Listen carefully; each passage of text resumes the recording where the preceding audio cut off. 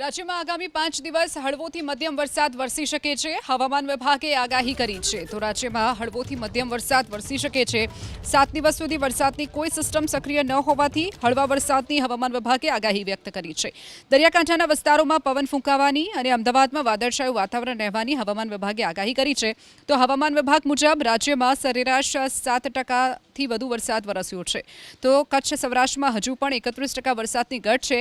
ભારતીય હવામાન વિભાગ મુજબ જો 26 થી 50% ઓછો વરસાદ રહે તો મધ્યમ દુષ્કાળ કહી શકાય. તો 50%થી ઓછો વરસાદ રહે તો સિવિયર દુષ્કાળ કહી શકાય. જો કે હવામાન વિભાગે પણ સ્પષ્ટ કર્યું છે કે ખેતીવાડી માટે દુષ્કાળની વ્યાખ્યા જુદી હોય છે. आज का जो फोरकास्ट दिया गया है 27 अगस्त से लेकर 2 सितंबर तक, इसमें हल्का से मध्यम बरसात का संभावना रहेगा.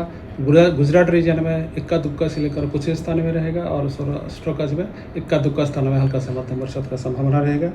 तटीय क्षेत्र में जो स्टीप प्रेशर ग्रेडियंट के कारण स्ट्रॉन्ग विंड रहेगा, उसमें स्पीड रहेगा 15 से 20 नॉट और गस्टिंग स्पीड जो रहेगा 25 नॉट तक जाने का संभावना रहेगा. उसमें पवन का जो दिशा रहेगा दक्षिण पश्चिम से पश्चिम दिशा से पवन चलने का स्थिति बने रहेंगे और तटीय क्षेत्र में थंडरस्टॉर्म की संभावना रहेगा.